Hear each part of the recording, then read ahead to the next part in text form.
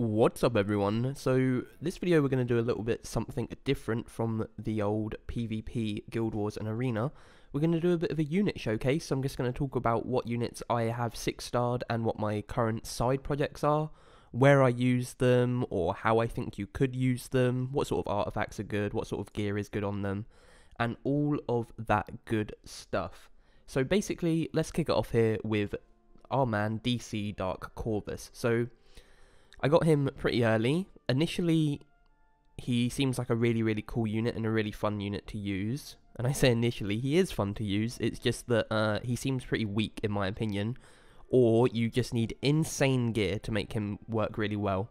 Here, I have him built on like a health broken set. And it's basically just because things like this ring have like, it's 85 and it has max health. It's not maxed obviously, but it would have 60%. So that would be better. Effectiveness isn't too bad because of his S1 having Provoke. We don't mind him landing Provoke. We don't mind him being hit, obviously, because of his S3.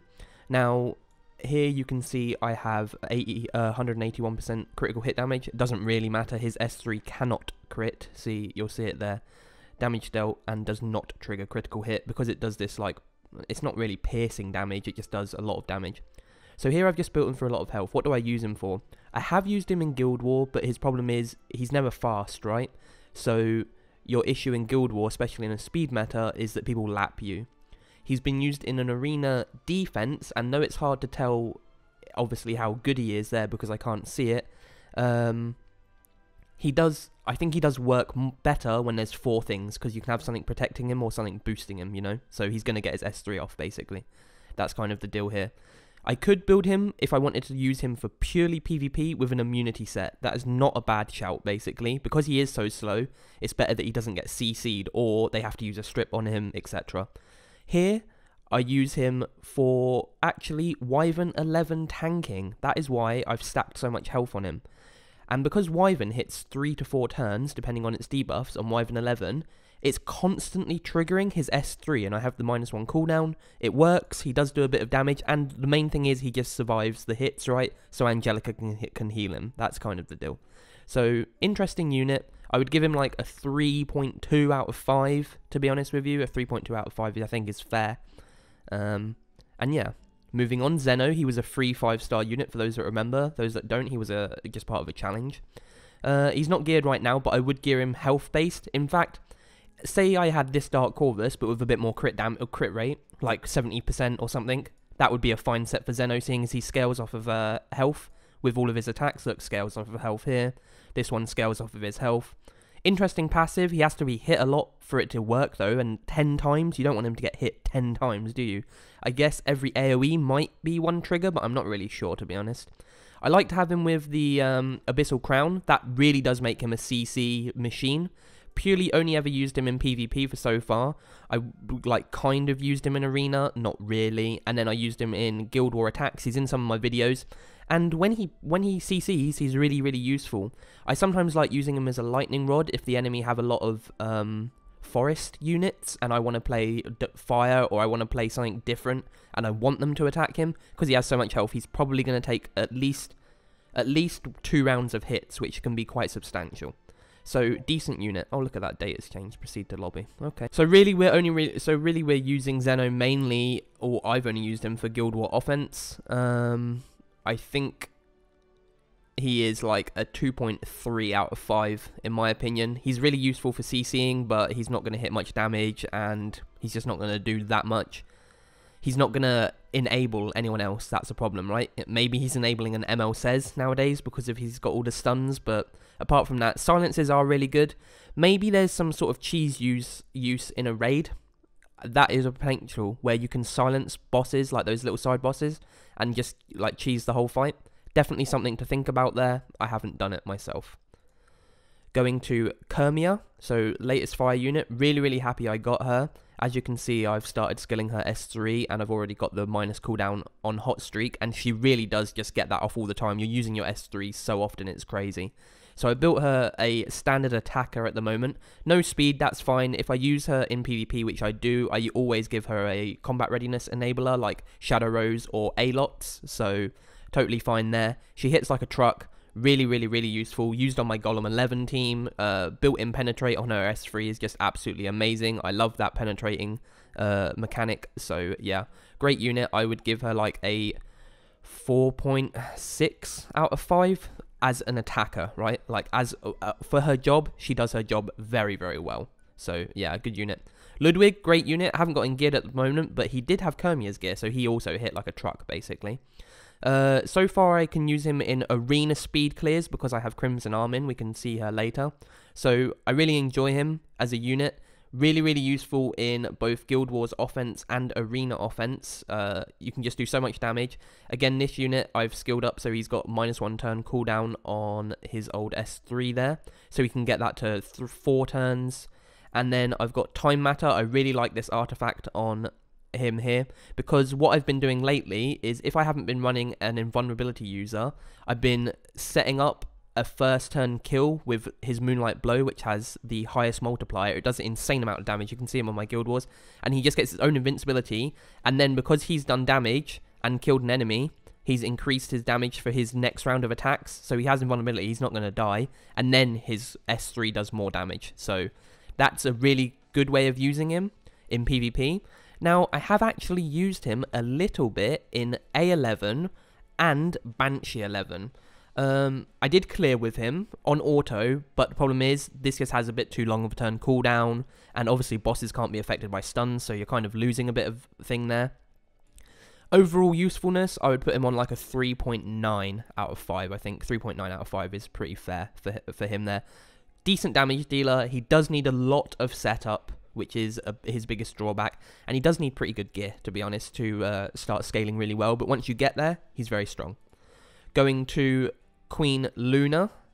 Everyone loves her. You can see I've put a lot of molars in her, fully skilled disability here, so she has 100% decrease there, which is really strong. She also has a standard attack crit set. Only I've given her speed on boots here because I use her for Wyvern 11, which I want her to be a little bit faster so she's not getting lapped. Obviously, Wyvern speed is quite high. I use her everywhere. She's like absolutely amazing. I use her in raids. I use her in even the new A11 hunt. I use her there as well because she just has so much like single target nuke damage when the boss is weak. So she just does a lot with her S3 when buffed. So far she's at 3k attack with 156. I'm pretty happy there. We've got a crit damage neck. This attack rate, this crit rate rather, is actually perfect because of her S2, which gives me 21%. So we're actually over the 100% crit there, and she always has the elemental advantage. So really, really strong unit. 4.8 out of 5. She really is that good at what she does. You could also build her with a life steal set if you wanted. I've seen it done. You can also build her with more health, right? The only thing that she's got a problem here is 9k health is on the glass cannon-y range. I say 7k is glass cannon, but 9k is close nowadays. And if she doesn't move, well, then she's useless, right? So I've seen some Lunas that are like 13k health and maybe 2.3k attack, but she's still doing so much damage, and then she doesn't die in one hit. Something that you might want to think about if you want to use her on more defensive teams that maybe aren't fast or are not going to go first. So, really great unit. Now moving to Aramintha, a recent unit. I had her for ages, but a recent unit that I built. A cool unit because she can use attack percent neck, simply because burns scale off attack, so you want as much attack as possible. I've got her fast because she has obviously she has an increased attack buff for AoE, so she always does that first, typically in PvP, because I want to buff her. She's basically an enabler, right? She can do alright damage, but she is not going to rock the roof with damage, you know, like, it's just not happening. But with the right setup, she can definitely clear on like her second round of attacks, third round of attacks. She can definitely clean up.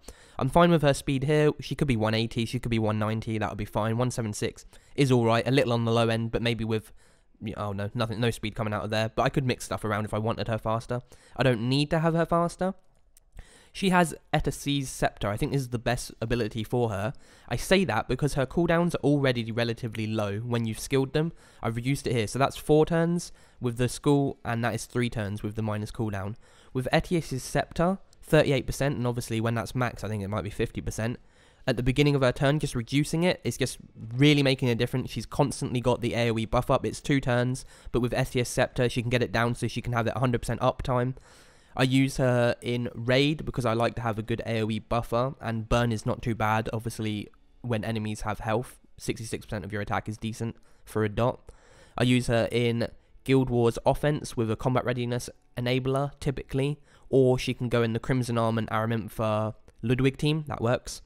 And for PvE, I use her for Golem 11, that's right, yeah, because she has heal block, which is useful because that thing has the cleanse heal, and I don't want it to get healed, so yeah, actually a very, very useful unit. Pretty happy I skilled her. I think she's one of those units that needs molar investment, to be honest with you. Like, probably you even want this to have investment, and then she'll be a burning beast. Then she would just burn everything. So yeah, very useful unit. Haste, my first ever 5-star. I pulled him on that 4-1 originally. People didn't even think he was good, but I thought, wow, this unit has crazy base speed, which he does, 120 base speed. Not geared right now, but I switch gear around and I use him for my Golem 11 team when I farm that. I normally do like 1 hunt a week, and I'll farm that hunt for a week and then switch to keep it a bit fresh. So, yeah, really, really useful unit for progression. This is one thing that I'll point out for him. If anyone gets him and you've got a newer account, he's really useful for progression because he has this ability here, which has pretty high scaling, and Vampiric Touch, which there's not many units, if any other units, that have Vampiric Touch, which is a very rare debuff to put on, and it heals you every time you hit it with any unit, which is really cool. He's a bleed machine, obviously, so when I do build him, I give him at least 55% effectiveness, just so he can hit off there. And again, I use him for Golem because he has another heal block, right? I want to double my heal blocks, and having the Vampiric Touch, I can run faster units. I can run I can run a non-healer team, basically. So that's the goal there. This is a decent ability, and I have built him pure attack, low effectiveness, and he is pretty beasty in PvP. So if you have him, really good unit to have. I would say a 4.1 out of 5, and Aramintha I put her as a 3.9 out of 5 because she's like sub DPS, but she does her enabling pretty good. So yeah, 4.1 here. I kind of don't know what artifact to use on Haste. Now, depending on what teams I run, I like Alexa's Basket just to be able to buff himself is reasonable. It means that I can change what gear that I'm using on him because I know that he might give himself crit rate, right? But I've got this this Elia's Knife, and I think I like the penetrate mechanic. And with AoEs, I think they would penetrate as well. So there's potential that I might use this thing here. The other thing that you could use that I don't have but I could buy is Rihanna and Lucilia, which gives you another turn, and that probably is the best thing that you can put on Haste. I think that probably is the best thing you can put on Haste, Rihanna and Lucilia, because the more turns he's got, he has abilities that you want him to be going more often than not. So yeah, 4.1 out of 5. I think they're good utility DPSer, but does more on the damage side than the utility side, though provides decent utility. So let's pause there, as that is probably our part 1 of our unit showcase, and we will start off the next video with Cez. So check out for that one. Peace.